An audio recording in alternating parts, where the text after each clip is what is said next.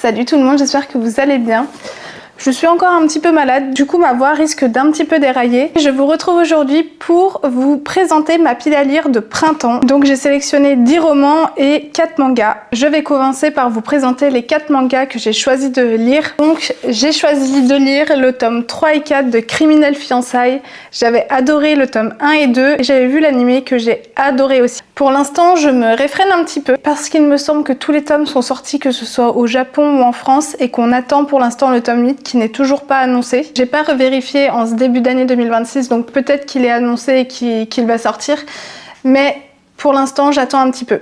Ensuite, j'ai choisi de lire My Love with Yamada-kun Level 999, donc le tome 3 et 4. Pareil que Criminel Fiançailles, j'ai adoré le tome 1 et 2, c'est très léger. Alors pour cette saison de printemps, j'ai vraiment décidé de me focaliser sur les suites de saga. Du coup, il y en a beaucoup et je pense que cette vidéo va aller très vite parce que je pense pas vous refaire un synopsis de toutes les sagas, sachant que la plupart des tomes sont des tomes très avancés dans les sagas. J'ai décidé de mettre dans ma pile à lire Le détective du Yorkshire, Rendez-vous avec la menace, donc c'est le tome 7. Il m'en reste 4 en incluant celui-ci. Et j'ai vraiment envie de lire du policier en ce moment.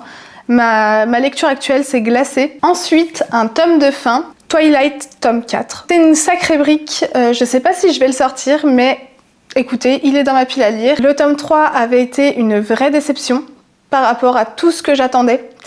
Et j'avoue que le tome 4, je suis un petit peu réticente parce que c'est une grosse brique, parce que le tome 3 a été une déception, mais le tome 2 a été mon tome préféré. Donc je ne sais pas quoi m'attendre avec ce tome 4, mais on verra. Peut-être que je le sortirai, peut-être pas. J'aimerais le sortir en tout cas cette année, donc vous risquez de le voir dans plusieurs de mes piles à lire si je le sors pas pendant ce printemps. Ensuite, Divine Rivalité tome 2, il était déjà dans ma pile à lire de l'hiver, j'ai failli le sortir, je l'avais sorti même, mais en fait le format a fait que j'ai choisi un autre livre de poche parce que je prenais le train, enfin pour diverses raisons. Et du coup j'ai quand même envie de le sortir parce qu'il me fait trop envie. Pareil, c'est comme Twilight, c'est un tome de fin, donc j'ai pas vraiment d'excuses. Ensuite, c'est La guerre sans fin de Daniel L. Jensen. Le tome 3 a été mon tome préféré du Pont des Tempêtes, c'est la suite. J'espère le sortir vraiment aussi, mais je pense vous répéter ça à peu près pour tous les bouquins. Et pour finir dans les grands formats, un livre que je mets à peu près dans toutes mes piles à lire, c'est le tome 4 de La Pacifier Noire, donc le tome de fin. Comme vous avez pu le voir, il y a pas mal de tomes de fin. J'espère vraiment le sortir aussi. Je suis pas sûre de le sortir parce que pour le coup, celui-là il rentre dans aucun de mes sacs. Que si j'arrive à avoir une semaine de vacances en avril, j'arriverai à le lire. Bon, on sait pas trop, mais cette année je pense qu'il sera lu. J'espère.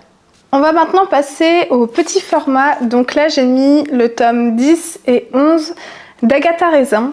Et très honnêtement, je ne pense pas que ce soit trop ambitieux pour moi de mettre ces deux livres parce qu'à chaque fois, je les dévore. Souvent, je les lis par deux. Ils sont assez courts, c'est écrit assez gros, ça se lit bien. C'est souvent les livres qui me permettent de me remettre dans la lecture à fond. Je pense qu'ils seront lus d'ici la fin de ce printemps. Ensuite, toujours dans les suites de saga, j'ai mis le tome 3 de Campus Driver de C.S. Quill. Ici, on va suivre Lewis. Lewis, c'est celui que j'aime le moins, je pense, sachant qu'on va pas avoir de tome sur Adam. Et à la fois c'est assez logique parce que Adam c'est celui qui a le moins de choses à régler avec lui-même, mais Lewis, je l'aime un petit peu moins parce qu'il est trop vulgaire. Alors vous allez me dire que les autres sont quand même pas mal vulgaires, mais Lewis c'est un level, il est un peu fou. Et à la fois ça me fait très envie parce que ce personnage a l'air très loufoque.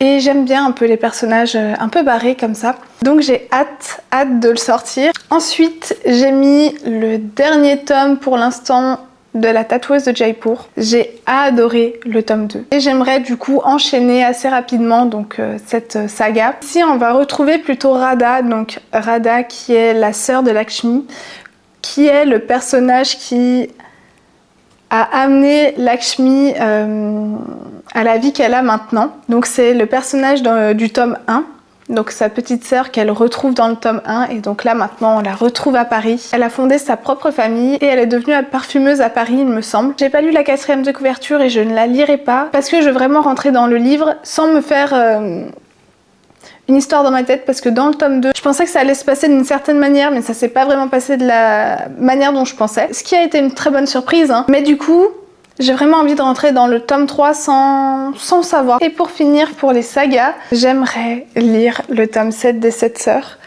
Je l'avais déjà mis dans ma pile à lire de l'hiver. J'ai pas réussi à le sortir parce que j'ai pas énormément lu. Et en plus de ça, c'est une brique, il fait 900 pages. Du coup, j'ai privilégié d'autres livres plus courts. Mais peut-être que j'arriverai à le sortir, on sait jamais. Et dans cette pile à lire, j'ai quand même mis 2 tomes uniques. Et donc, j'ai mis un lundi parfum matcha. Ça a l'air hyper feel good. J'aime bien ce genre d'histoire qui se passe au Japon. Je trouve qu'il y a toujours une atmosphère dans les petits cafés japonais, voilà.